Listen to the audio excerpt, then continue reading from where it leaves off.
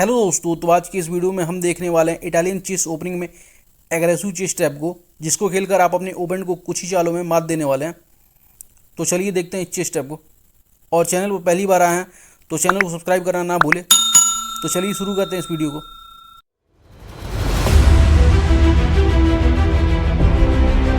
तो इस chess tap की शुरुआत होती है E4 से।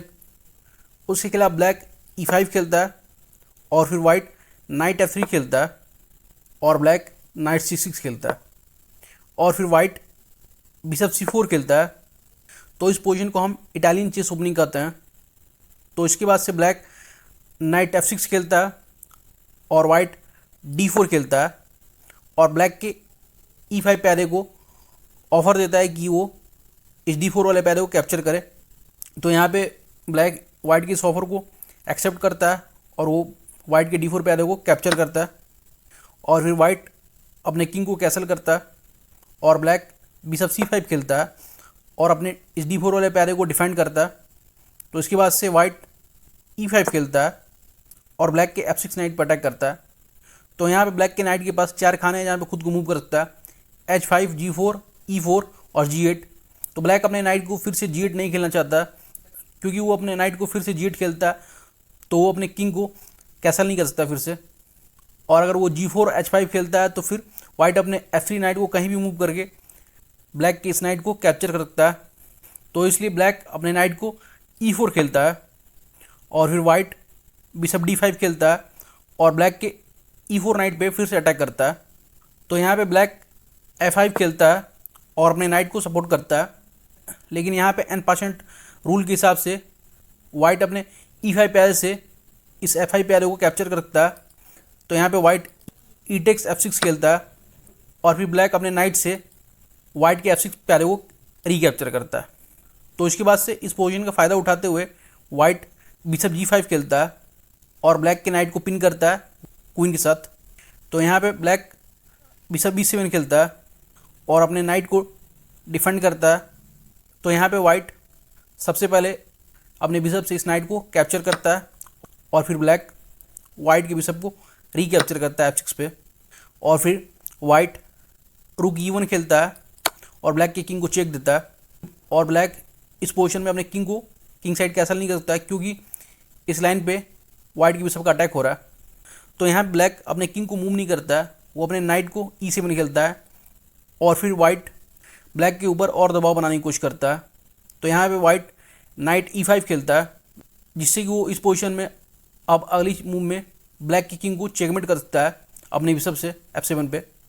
लेकिन आप लोग इस पोजीशन में दिख रहा होगा कि ब्लैक अपने नाइट से वाइट के D5 बिशप को कैप्चर करता है, लेकिन अगर ब्लैक अपने नाइट से इस D5 वाले बिशप को कैप्चर करता है इस पोजीशन में, तो उसके बाद से वाइट क्वीन H5 खेलेगा और ब्लैक की किंग के ऊपर चेक जाएगा। लेकिन अगर यहाँ ब्लैक अपने किंग को F8 खेलता है तो यहाँ पे वाइट अपने क्वीन को F7 खेल के ब्लैक की किंग को चेकमेट कर देगा। तो यहाँ पे ब्लैक के पास यही ऑप्शन है कि वो G6 खेले और इस चेक को डिफेंड करे। तो यहाँ पे ब्लैक जैसे ही G6 खेलता है और वाइट के क्वीन पे अटैक करता है और अपने किंग को इस चेक से डिफेंड करने की कोशिश करता है, तो उसके बाद से वाइट अपने नाइट को नाइट G6 खेलेगा और यहाँ पे ब्लैक के किंग पे डायरेक्ट चेक हो रहा है वाइट के रुक का। और यहाँ पे ब्लैक की किंग के पास सिर्फ एक ही खाना है जहाँ पे खुद को मूव करता है, वो F7 ही है। तो यहाँ ब्लैक अपने किंग को जैसे ही F7 खेलेगा तो यहाँ पे वाइट अपने नाइट से ब्लैक के रुक को कैप्चर करेगा H8 पे और फिर से ब्लैक के किंग पे चेक जाएगा। और इस पोजीशन में ब्लैक के किंग के पास इस लाइन पे ऑप्शन नहीं है मूव करने का, तो ब्लैक अपने किंग को G8 F8 खेल सकता है या फिर वो अपने किंग को G7 खेल सकता है। तो अगर ब्लैक अपने किंग को G8 पे मूव करता है और इस नाइट को कैप्चर करने की सोचता है, तो यहाँ पे वाइट रुक E8 खेलेगा और यहाँ पे ब्लैक की किंग के ऊपर चेक फिर से जाएगा। और फिर इस पोजीशन में ब्लैक की किंग के पास सिर्फ एक ऑप्शन है कि वो अपने किंग को G7 पे रखे। तो ब्लैक अगर अपने किंग को G7 पे खेलता है तो उसके बाद से वाइट अपने रुक से ब्लैक के क्वीन को कैप्चर करेगा यहाँ पे।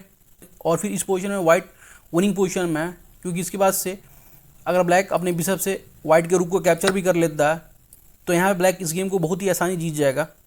तो इसलिए इस पोजीशन में इन सारी कैलकुलेशन को देखते हुए ब्लैक इस बिशप को यहाँ पे कैप्चर नहीं करता, तो सबसे पहले यहाँ पे वाइट के नाइट को कैप्चर करता है और फिर वाइट क्वीन H5 चेक देता है ब्लैक की किंग को। और इस पोजीशन में अगर ब्लैक अपने किंग को मूव करता है यहाँ पे F8 पे, तो फिर क्वीन F7 चेकमेट ही होगा। तो यहाँ पे ब्लैक अपने किंग को तो मूव नहीं कर सकता। तो यहाँ ब्लैक के पास एक ही ऑप्शन है कि वो G6 खेले, क्योंकि ब्लैक का जो नाइट है पिन है और इस पोजीशन में वो अपने नाइट को G6 नहीं खेल सकता। तो इसलिए इस पोजीशन में ब्लैक G6 खेलता है और क्वीन के चेक को रोकता है। तो यहाँ पे वाइट अपने क्वीन से ब्लैक के E5 बिशप को कैप्चर करता है और इसके बाद से वाइट के क्वीन का अटैक डायरेक्ट ब्लैक के रुक पे हो रहा है। तो यहाँ पे ब्लैक अपने रुक को F8 खेलता है। तो यहाँ पे वाइट ब्लैक को पूरी तरह से घेरा हुआ है और उसको दबाव में रखा है। तो यहाँ पे ब्लैक अपने किंग को मूव नहीं कर सकता क्योंकि F7 पे वाइट के बिशप का अटैक हो रहा है। तो यहाँ पे वाइट नाइट D2 खेलता है। तो यहाँ पे ब्लैक इस बिशप को हटाने के लिए C6 खेलता है और वाइट के बिशप पे अटैक करता है। तो यहाँ पे वाइट इस बिशप को नहीं हटाता, यहाँ से वो नाइट E4 खेलता है। और इस पोजीशन में ब्लैक वाइट के बिशप को कैप्चर नहीं करेगा, क्योंकि अगर ब्लैक वाइट के बिशप को इस पोजीशन में कैप्चर करता है तो यहाँ पे इस चाल के बाद से वाइट के नाइट D6 खेलने के बाद ब्लैक की किंग का चेकमेट हो जाएगा। तो इसलिए इस पोजीशन में ब्लैक इस बिशप को कैप्चर नहीं करेगा। तो यहाँ पे ब्लैक अपने किंग के लिए स्पेस बनाने की कोशिश करता है। तो यहाँ पे ब्लैक D6 खेलता है जिससे कि वो अपने किंग को इस खाने पे मूव कर सके। तो यहाँ पे वाइट नाइट टेक्स D6 खेलता है और ब्लैक के किंग पे चेक जाता है। तो ब्लैक के पास अब ऑप्शन है कि वो अपने किंग को D7 पे लेके आया, लेकिन इसके बाद से ब्लैक का जो गेम है ख़त्म हो जाता है, क्योंकि ब्लैक के पास कोई भी ऑप्शन नहीं है इस ट्रैप से निकलने का। क्योंकि यहाँ पे वाइट बिशप E6 चेक देता है और ब्लैक के किंग के पास सिर्फ एक ही खाना है जहाँ पे खुद को मूव कर सकता है, C7। और इसके बाद से वाइट एक ऐसी ज़बरदस्त चाल चलता है जिसका तोड़ ब्लैक के पास नहीं होता है।